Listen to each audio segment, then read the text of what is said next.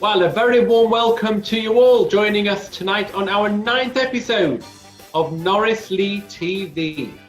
Tonight, we have Adam Taub again, who this time interviews members of the BAME community. We'll have Malcolm Green, who discusses his international award-winning short film, Edek.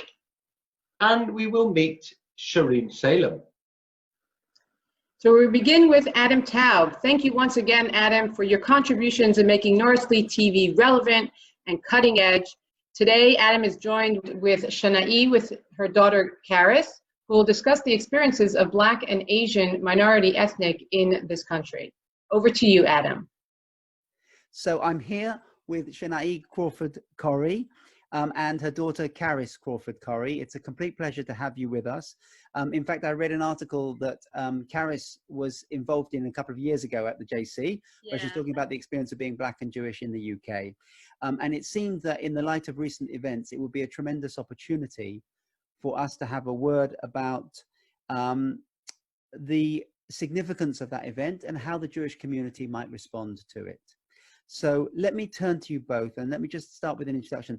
Tell me a little bit about your background, and perhaps tell us a story about how you discovered that you were Jewish. So, Shanae. My mum's been a goodwill ambassador to Israel for the past 18 or so years, and the charity that she works for is in northern Israel. It's based in Afula, and as she was going backwards and forwards, basically, people were asking her whether she was Jewish, and she was saying, no, I'm just a normal Jamaican lady who loves Israel, etc. But what was happening as she was traveling backwards and forwards on the plane, people, you know, when she was coming to Israel, people were saying to her, oh, you're Jewish. She's like, what part of Israel do you come from? It's like, no. And the chief exec of the charity that she worked for just ended up saying to her after a few years, do you know what? I think you should check this out. Do you have any parents living? And she said, yes, I'll go and ask my dad. So she asked her dad, and he was very casual about it. He said, oh yes, he was going, my mum is Jewish, my grandmother's Jewish, my great-grandmother's Jewish. And it's like, whoa, she couldn't believe it. And then she actually eventually told me about 8 years ago, in about 2012. And we're like, huh? You know what I mean? How did that happen, you know? And everything. But as we're tracing our family roots back, we found out that we're a branch of the Kuriels, who migrated from Israel to Morocco, to Spain, to Portugal, and eventually settled in Latin America. But our particular branch of the Kuriels actually went to Jamaica in about the 18th century, 1700s. His name is Solomon. Karis, what was it like when you discover all of a sudden, out of the blue, hold on a second, you've got this whole other sort of identity as well? What was that like? I think it's been really interesting. I personally see being Black and Jewish as being like a privilege. And I say it's a privilege because I get to see, you know, everything from both points of views, and I feel like it's really allows me to have a more open mindset, which I think is really, really useful and beneficial to have, seeing like the connection between like our Jamaican ancestry and our Jewish heritage. It's just been absolutely golden. Yeah. Fantastic. So, I mean, at some other time, I would love to spend and explore that side of things in more detail. But we want to talk about something very specific, and that is in the light of the events that we have seen. Yeah. And so in some senses, focusing more on the Black identity that you have. Yeah. Perhaps you might just begin to describe what it's been like to grow up in the UK as a Black person. For me, I was born in the 60s, late 60s. I'm not from London. I grew up in Gloucestershire. I grew up in the city of Gloucester itself, in the suburbs, and because we were suburban as opposed to urban, I was one of the first Black children to go to my infant school, and it was very, very difficult because I got called names like Blackie and Wog. Those were very much other racial slurs, and that was very much a 70s thing.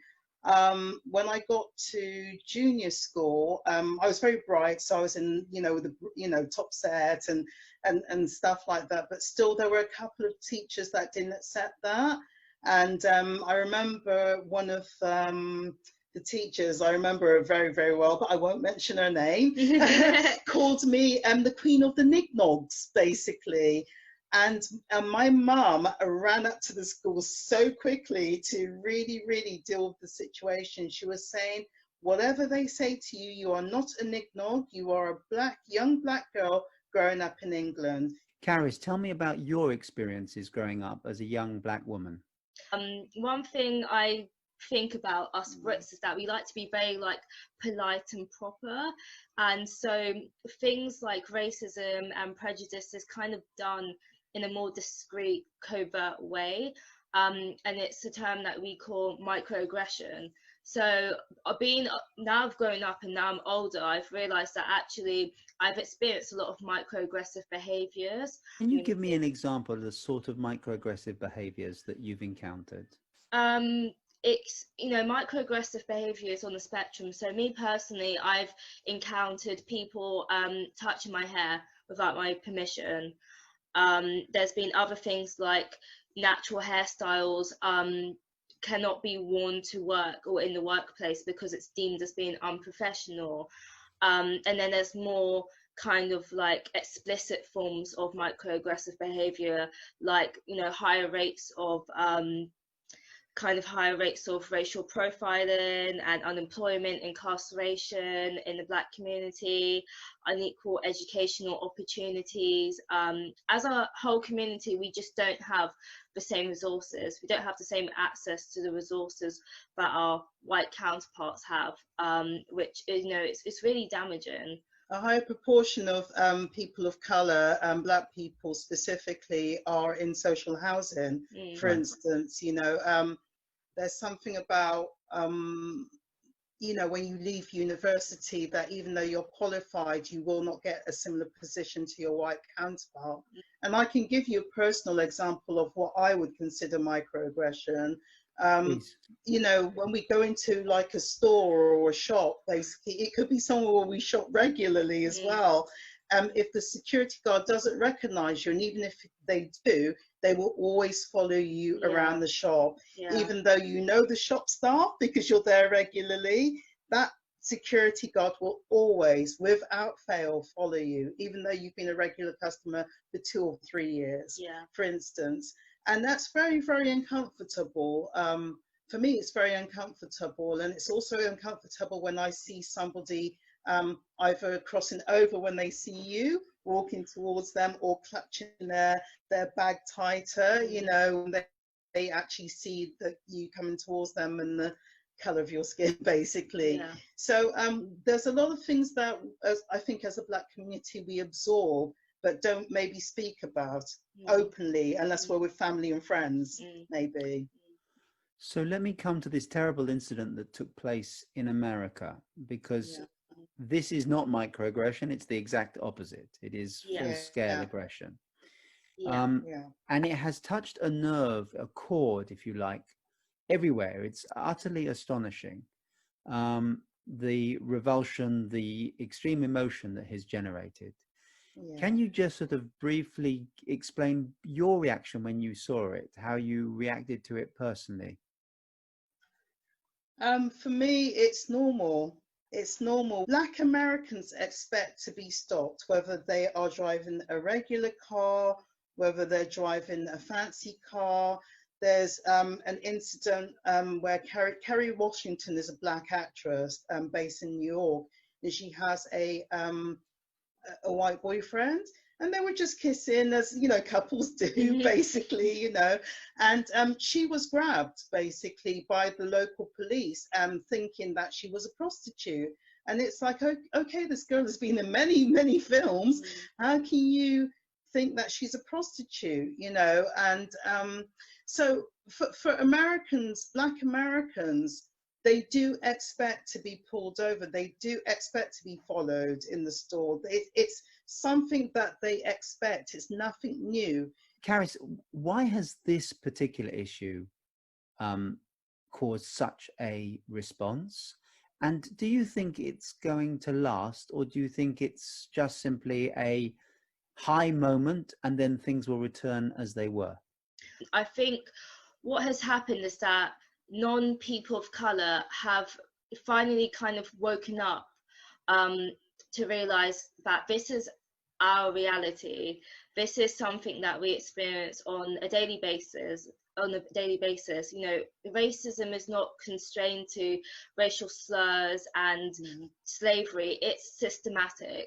So it infiltrates every area of our lives, and they are finally realizing it, and they're speaking out about it, and they're admitting things that they've done wrong in the past, and actually they're calling out other non-people of color who are, you know, being racist or making comments that, you know, are discriminative and stuff. So I think it's unfortunately it's taken an innocent life to be lost for people to, you know, come together and realize that something has to change, and it needs to change now, because innocent lives are being lost and people are being murdered, and, you know, our community is being persecuted, and we're at threat. Can I ask you this? Because it is a fundamentally different case to the sort of things that you're talking about, the microaggressions. I mean, the issue of the death of George Floyd is really a public policy issue as much as it is a personal issue. In other words, how the police behaves, what are the limitations, how they are employed, how they are measured, how they are assessed and reviewed and reprimanded. All of those issues are public policy issues.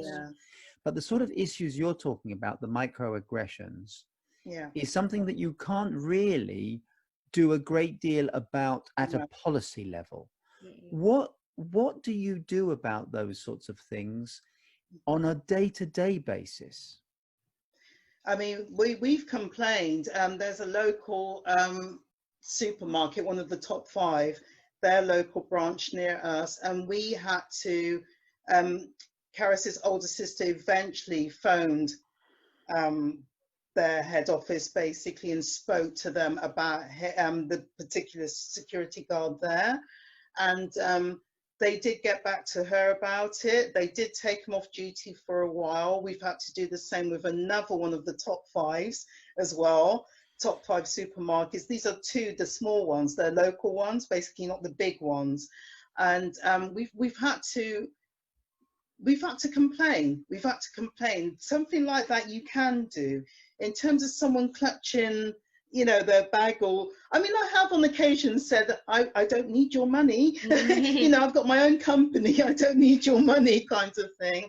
So yeah, so I think what also needs to happen is that people who are not part of the Black community, non-people of colour, what they actually need to do is that they need to educate themselves. You know, there's a lot of material out there that can help educate them. You know, there's books, there's films, there's, you know, organisations, there's so much out there. And Karis, I'm going to challenge you. Yeah. Give me one book everybody watching this podcast or this broadcast should read. Frantz Fanon, isn't it? I can't remember what it is. Is it Black?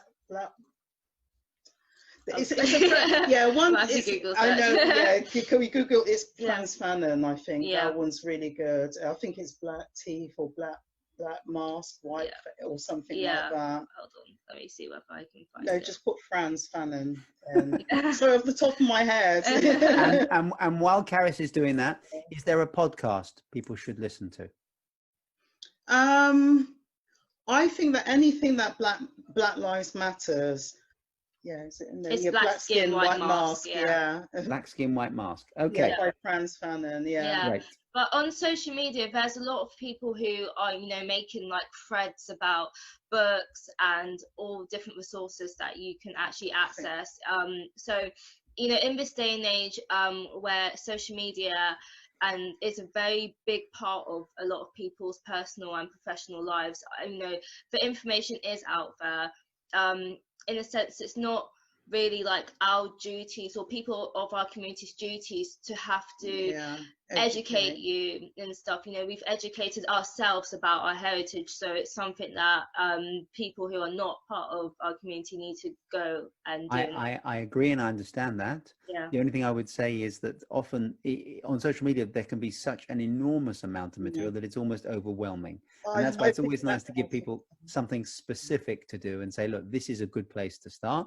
But I recognize that there's millions of resources out there. Yeah. I'd like to touch obviously on the Jewish community itself. One of the things that I think the Jewish community is brilliant at is actually getting up and doing things. Not simply talking about them, but actually about doing things. Yeah. And I'm wondering if you've had a chance to reflect on the issue about what do you think a small minority community, the Jewish community is not a big community, but at the same time, it's a remarkably effective community. It looks after its own really effectively. Yeah. But it has the opportunity, I think, now of looking outwards a bit more than it has previously. What do you think the Jewish community should do in response to these issues? I mean, I personally think that, in a sense, especially somewhere like London, so I can only speak about the London experience, basically, is to look at what is around us, basically. So, in a sense, there are community leaders, there are sort of like Black organizations that you can maybe get a list of them from your local, you know, government office, the local government offices or borough offices, basically. You might be able to find out by just literally, say for Islington, where we live, just type in Islington Black organizations and reach out that way by contacting people either by phoning them or emailing them in the first instance. Also as well, I feel that people can, maybe as they're walking past a Black business, so it could be a Black barber's or it could be a Black produce shop or whatever, and actually go in and say, you know, how can I support you? Yeah, yeah. You know, how can we invest in what you're doing, or do you need any help, basically? You know, I think sort of like grassroots, sort of like walking in and speaking to people. I think contacting, you know, youth groups that deal with a lot of urban kids, basically, that are from Black backgrounds is also good as well. It's a matter of like talking and being completely open and saying, I may not understand your struggle, but, you know, is there anything that you can say that you're a Jewish person, can do to help you, you know, and support you? Norrice, from a younger person's perspective, what's your thoughts? Well, on a longer term basis, I mean, me and you were talking prior to doing this interview, and we were saying that, you know, the Jewish community need to provide like financial support and educational and occupational infrastructure. So this could be things like paid scholarships and university fees for Black school leavers who want to access higher education. It can be sponsors investing in Black-owned businesses and mentoring those seeking to become entrepreneurs. You know, as said before, the Black community, we do not have access to the same opportunities and resources. And, you know, if these can be created and sustained, it will make a life-changing difference to a lot of members of our community. Especially those who are gifted and those who really have got, you know, a great business acumen. How do we do it? How does a Jewish community do it in a way that is not patronizing? How do we do it in a way that feels honest and open? And do you understand my concern? Yes. I think what we need is collaboration. We need to work together, so it's not the case of, you know, we're working underneath you or anything like that. We need to really collaborate and listen to what each side or party wants, you know, and really I think we need to be transparent. I think transparency is really important, and being quite sensitive as well, you know, with everything that's, you know, happened recently and has been happening for a really long time. I think that will be the best approach. Can I interject as well? Please. I do believe, because both communities, both Jewish and Black communities, have a strong sense of spiritual beliefs. So I think that maybe synagogue leaders could reach out to church leaders, Black church leaders as well, and maybe go into the Black churches and speak to the congregation or the young people who've got, you know, sort of like youth leaders. You know, I really, really think that that would be really, really sort of like, to me, that would be a big gesture, definitely. Okay, let me ask you, just sort of bringing to a conclusion. If there was one change you could implement, you were given a wish, as it were, and there's one thing that you could change within UK society, what would it be? For me, it would have to be more Black people as policymakers, basically in positions of power, whether it's, you know, we're talking about the House of Lords, where, you know, bills, you know, and laws do get passed, or whether it's in the House of Commons, basically as your representative. I do feel also as well that you do need more Black people in the police force as well. That understands the community, who's more sensitive to the community, and may be able to speak to, you know, the chief inspector or, you know, their colleagues basically about how to maybe handle certain situations. You just need a lot of people in that are in positions of power to then help policies when policies are being made. Absolutely. I will try. I will obviously speak to the fairy godmother, see if we can deliver that for you. Caris, what's your wish? I think for me, it's about changing the education system. The curriculum taught in schools is very Eurocentric, and I think that it doesn't really allow the space for people like us to share our stories and teach. You know, it teaches. It kind of like teaches students about like our heritage in a really kind of negative like aspect, and you know, our heritage is both good, it's rich, and it's both good and bad. You know, what about all the like Black inventors and the scientists and stuff, you know, whose contribution to society has never really been acknowledged, and they've never really received the recognition that they deserve. So I definitely feel like it needs to be within the school system, and just being more fair and offering everyone, no matter their background, like equal opportunities. That is fantastic. I really, really appreciate it. I just want to say thank you so much for giving us your time. It's really been valuable and wonderful to speak to you both. So thank you so much for joining us. Thank you for asking us as well to come along. It's been a pleasure. Pleasure. Thank you, Adam, and to our guests. And please do watch this space as we explore practical steps that, to show our commitment as Jews to the BAME community, especially with our youngsters. Like Adam said, as Jews, we like to take action more than speaking, and we are very fortunate to have Malcolm Green, part of our community, who did just that. He created an innovative way to bring Jews and the BAME community together in creating this internationally acclaimed short film, Edek. Here we have Malcolm explaining how he did that. Welcome, Malcolm Green, to Norrice Lea TV. You're back. Thank you. Thank you very much. Pleasure to be here. Yeah, it's always an honor and pleasure to have you. This time for something a little different.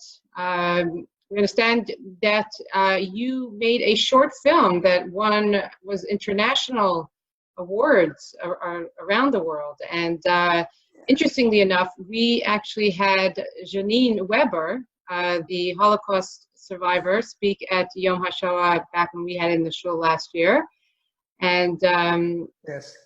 Little did we know that you were the man behind this film of the American rapper to create this film with her. Can you tell us a little bit about that? Yeah, sure. I mean, Janine is amazing, actually. She's an incredible person. And I had made a film with her before. And when I was making it, and she was one of 4 people who I was filming.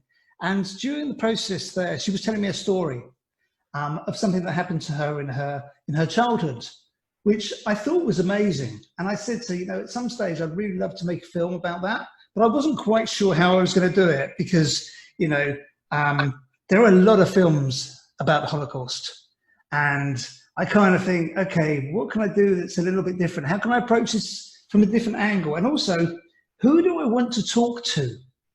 Who do I want to reach? Because a lot of the content that we make for the Holocaust tends to preach to the converted. It tends to talk to ourselves, talks to the Jewish community. And that's great, except I didn't want to do that.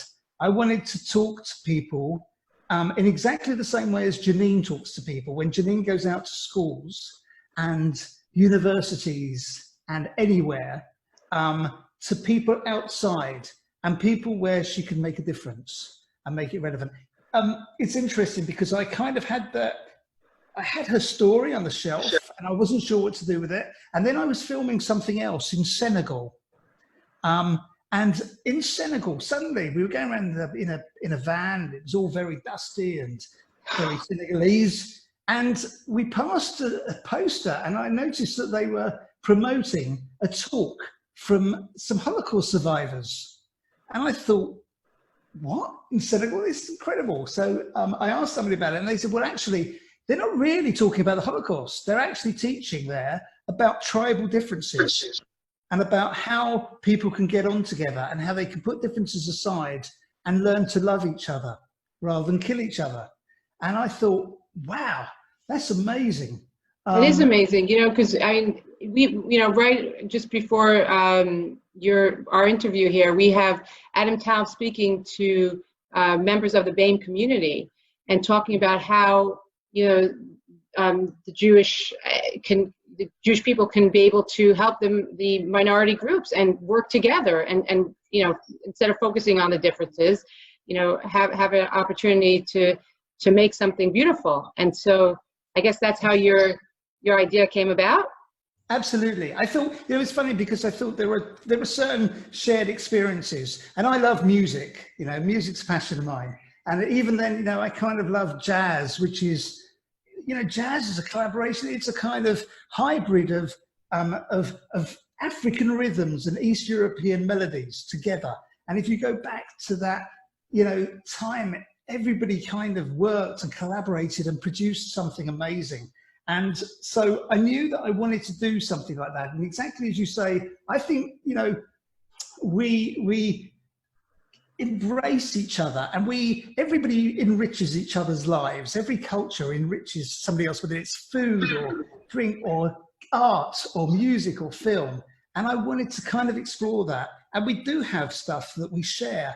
And initially, funny enough, my working title for Edek was actually Ghetto to Ghetto, because there was a thing about, you know, obviously Janine was talking about her life in a childhood in the ghetto, first of all. But then I was, you know, listening to a lot of hip hop, which is a music of a ghetto, and they're completely disparate and disconnected.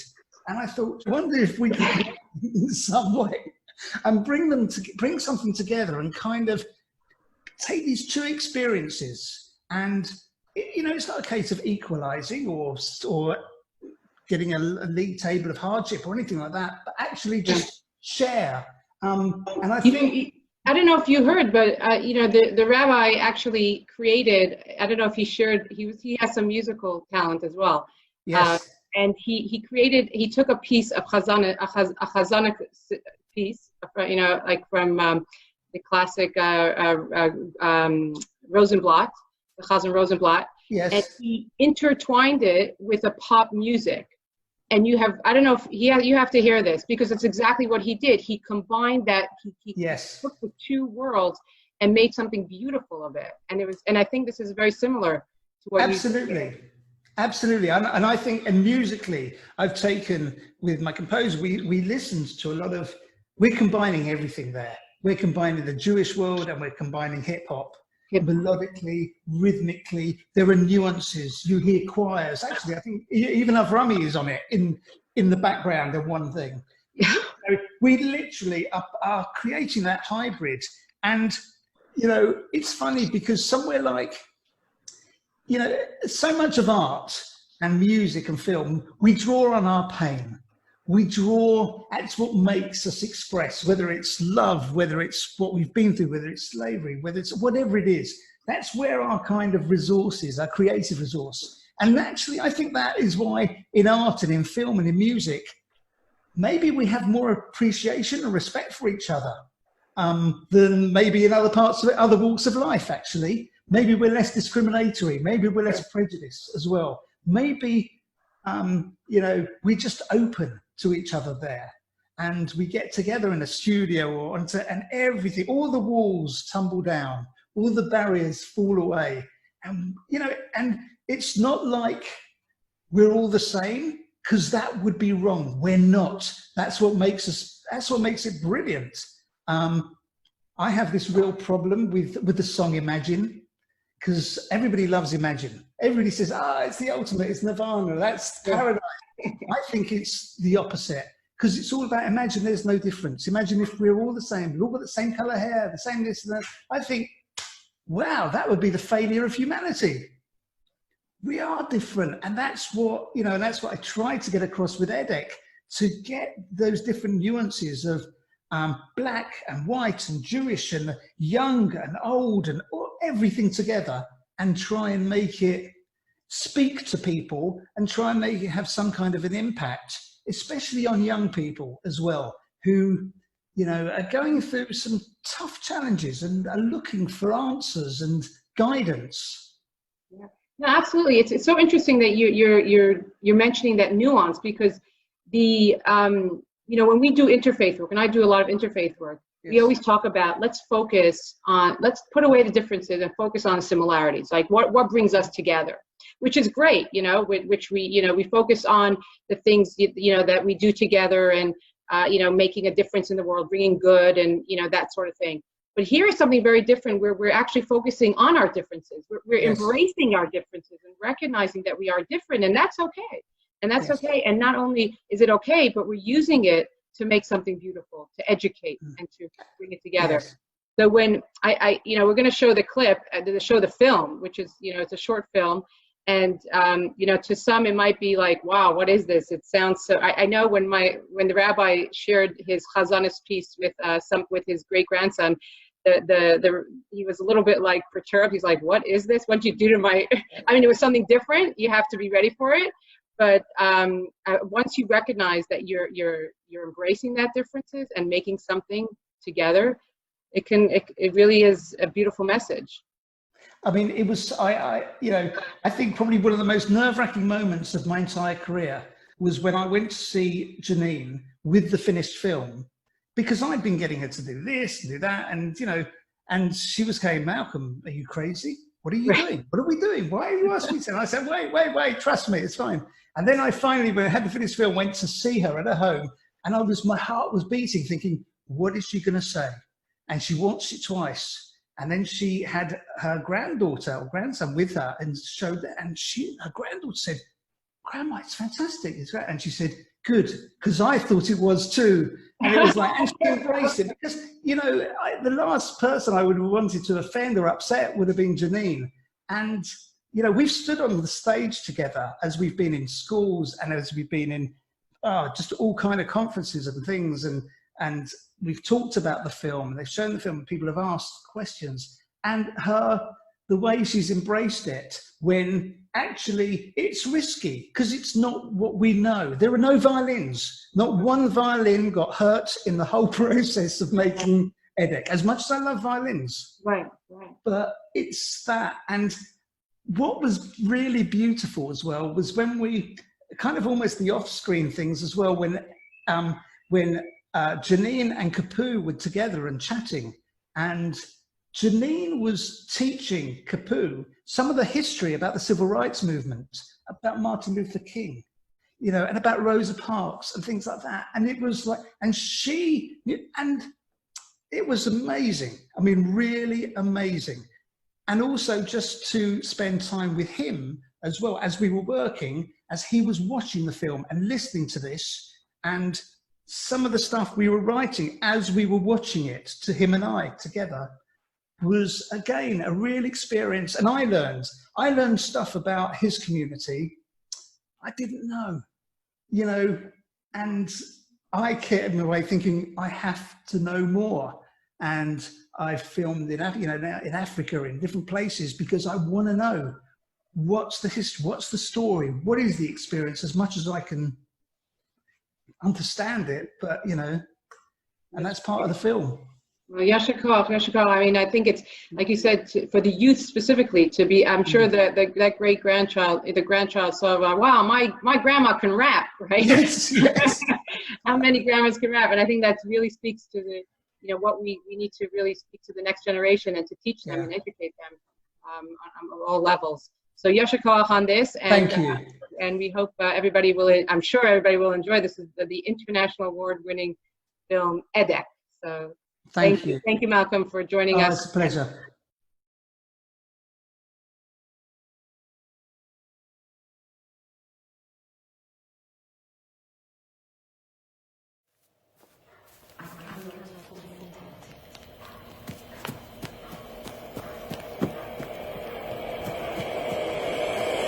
Edek.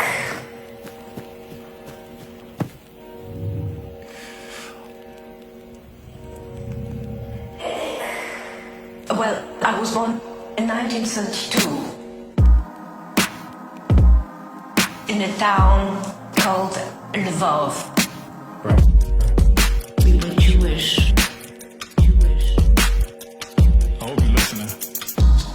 The war started when I was 7. I knew there was a war, but I didn't think there was anything wrong. But the Ukrainians didn't like the Jews, so the first thing that happened, they started killing. What?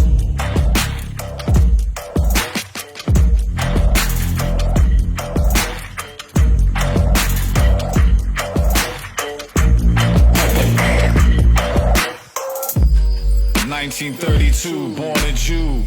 Doesn't mean much to the likes of me and you. Oh, Janine, where have you been? What have you seen? A child on the run from a killing machine." Edek. We lived on the second floor. Okay. And I heard one day the Gestapo shouting. And I heard one day the Gestapo. We hid in a hole under the wardrobe. And my father came running in and he said, "The Germans are after me." Oh, we were Jewish. To escape, he jumped. Jump, daddy, jump. Trying to get away, make a leap for freedom, just to live another day. Run, daddy, run, get up from the floor. Can't you hear them laughing while they're breaking down the door? Fly, daddy, fly, fly so high. I promise that your baby girl will try not to die. I'll try not to die, try not to cry. Fly, daddy, fly.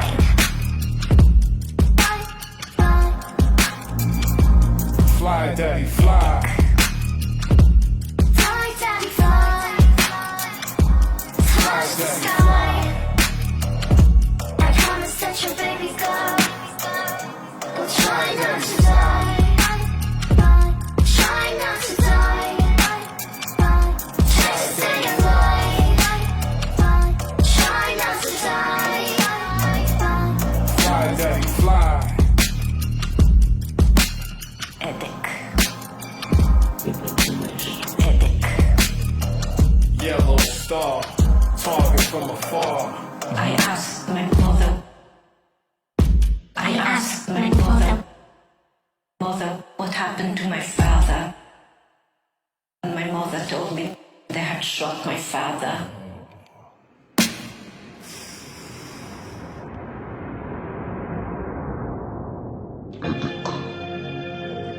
Think about that. You know, they shot my father, shot my grandmother. My mother died in the ghetto. They killed my brother, who was 7. 7 years old. Think about that. Edek. A young man called Edek, a Polish Catholic. He hid 14 Jews. Edek. Because in Poland, if they saw somebody hiding Jews, they would shoot them immediately. There were no questions. But Edek is quite an incredible man.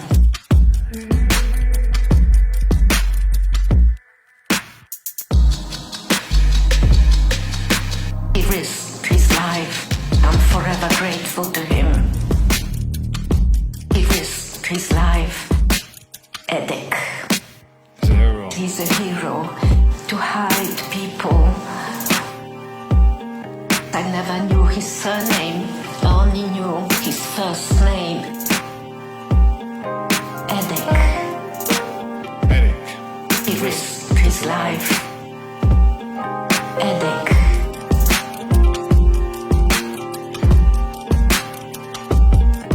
Edek. Edek. My message is tolerance. Tolerance. To accept people and not to persecute them, not to hate people who are different, who have a different color of skin, for instance, or a different religion. My hope is that it will make them a little more understanding of minorities.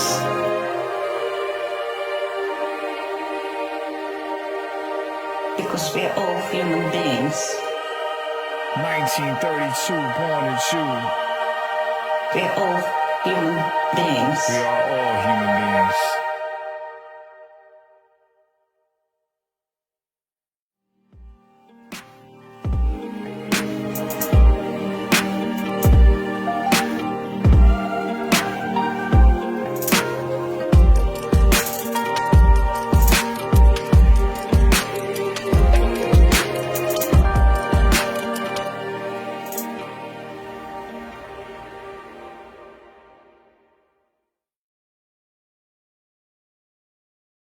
Thank you, Malcolm. That was quite different, very truly amazing. And thank you so much for allowing us to share it here on Norrice Lea TV, internationally acclaimed short film.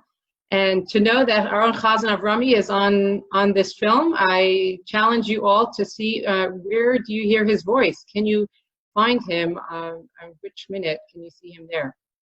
So please let us know. Okay, so we now would like to invite Shereen Salem to join us on Norrice Lea TV. Shereen has created a very successful online Shidduch meeting group on Facebook. So let's hear about it from Shereen.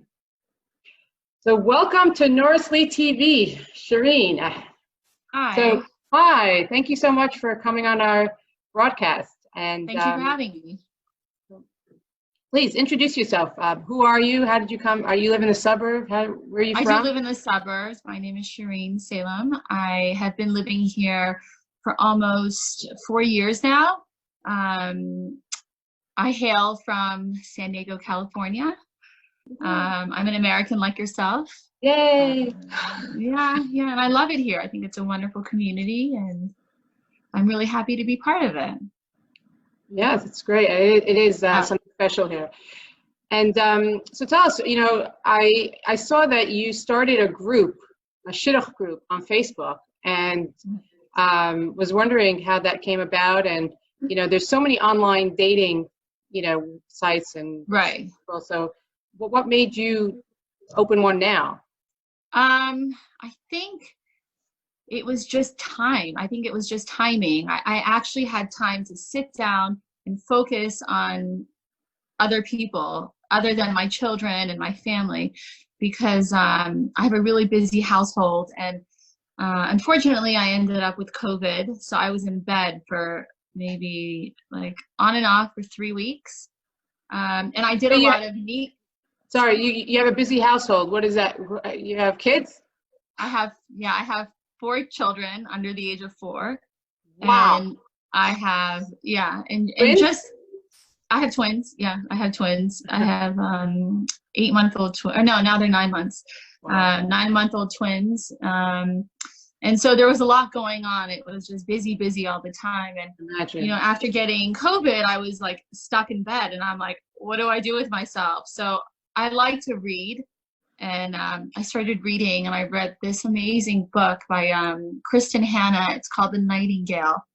I don't want to give away too much, but anyway, it's about these 2 sisters and how they learn to just cope with, being in the war, World War II, and what they did during that time, and they saved so many Jews, and they just really did something. And I that book inspired me to just get up and do something, but I couldn't get up and do something. I was in bed, so I'm like, okay, what's the next thing I can do from my phone, from bed? And I had this idea for the longest time, and I just never put forth the effort.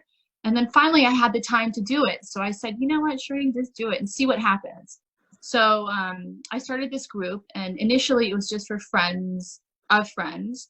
And then it just grew. And it just grew so much that at first I was saying, maybe I shouldn't have so many people, join the group because I don't know everyone. But then I was saying, how can I deny someone the opportunity to meet their besheret, or or a friend, or during these times it's really difficult. So I know when you mentioned it to me at first, I think it was back in April, right, when you started the group.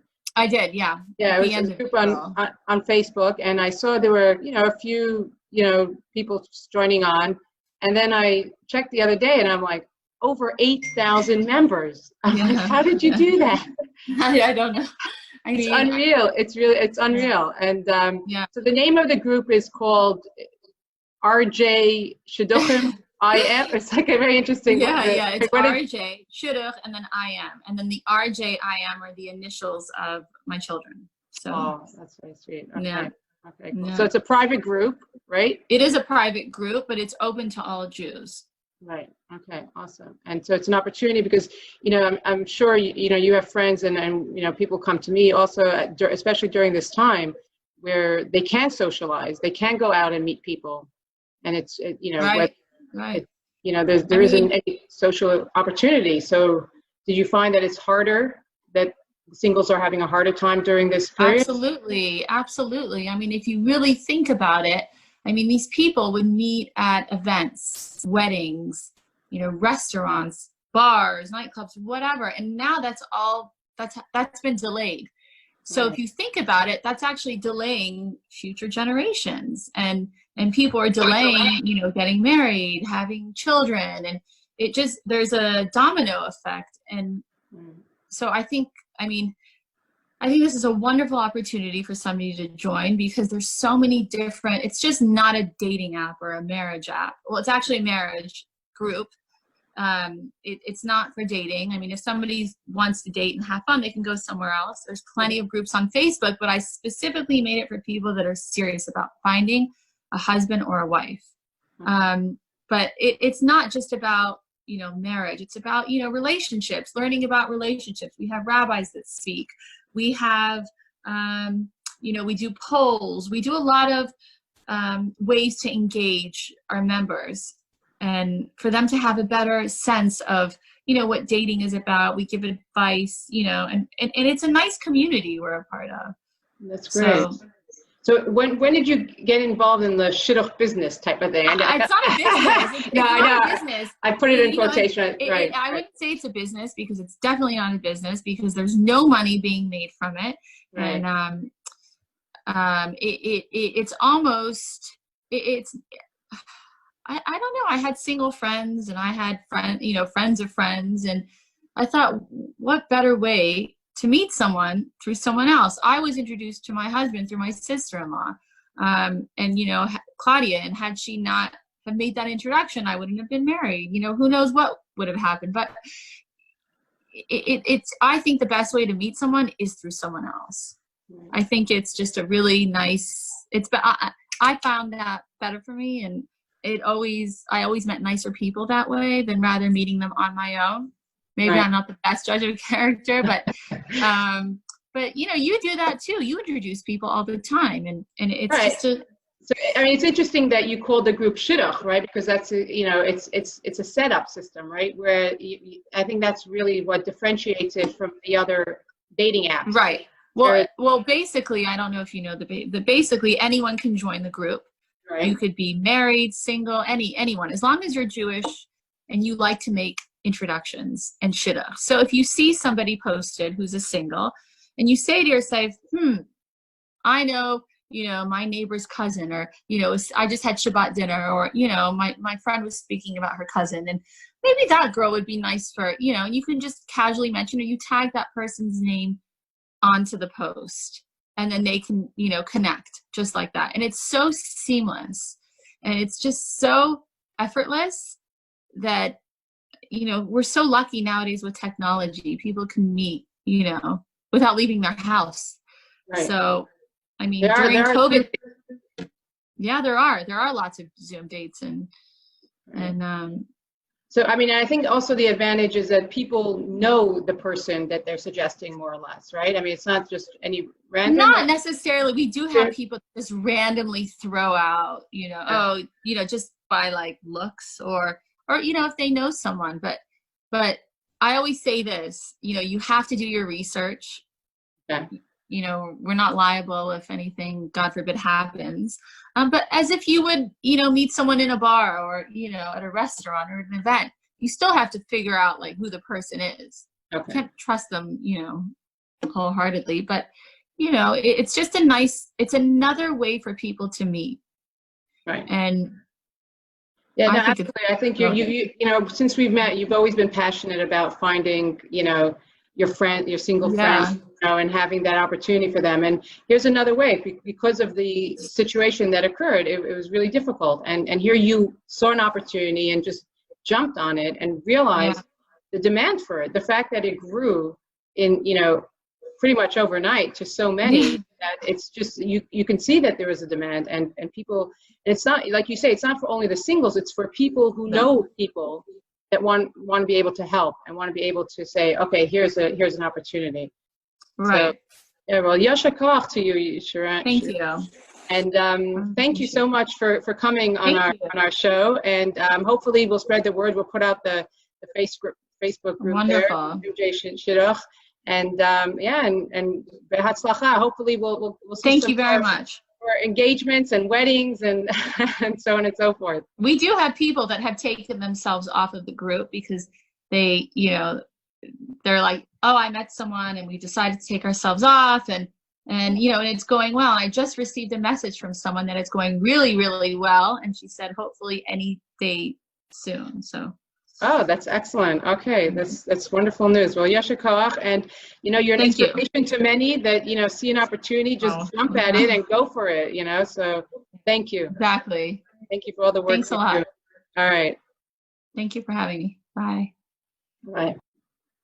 Wow, it's amazing how she found an opportunity and created this group, recognizing the need for singles. I mean, you can imagine how difficult it is during this time not to be able to go out and meet somebody. I mean, she's going back to the possible, you know, the old age shidduch system in a way, putting it online. You know, if you know anybody out there, then go ahead and you know, introduce them. You know, how many singles do you know, Rabbi Taub? You know, I know quite a lot, and I keep getting asked to make shidduchim. I haven't had great success on that front, actually, but I think this is great. Having it on Facebook like that, specifically, you know, for Jewish singles, I think is incredible, especially with all the social distancing, etc. It's, you know, it's the next best thing, and hopefully some great things will come from it. Yeah, I mean, people are meeting, and I think it's an opportunity for them to quickly scroll, and for people, you know, like ourselves that know, you know, a few singles and can put them on the group and introduce them to others, and hopefully find their bashert.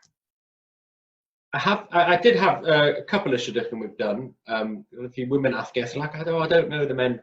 And then some men after, like, oh, I don't know the women. And then hang on a minute, last time I said I don't know the men. So then you kind of pair them up. It doesn't always work, though, obviously. Right. I mean, at the end of the day, they have to take the responsibility. But I think it's it comes from the Lord. 100%, right? It says it's harder than splitting splitting of the sea, or splitting of the atom. Right. But I think it's important that people know as well that really it's anybody, right, can do it. I mean, as long as you know. You think about somebody that you know is single, and you know that somebody else is single, and just, you know, make that introduction and you know, let them go for coffee. You make the introduction and let them do the rest, sort of thing. Right. Let them and Hashem do the rest. But it's also what Shereen has done is another good example of a positive thing that's come out from the lockdown. She's put up, you know, she's moved online. I mean, of course, there's loads of online dating things, but this is something quite different. and this will probably carry on as well afterwards. It's another good example of a positive thing which has come out, which will continue afterwards. So, you know, kol hakavod to Shereen. Well done. Yeah, absolutely. Well, thank you very much for joining us once again on Norrice Lea TV. We look forward to seeing you next week at our... Yeah, next week is our 10th special. Watch this space. I love saying that. Yes. All right. Have a wonderful week and see you all. Hopefully Have a good night. Night.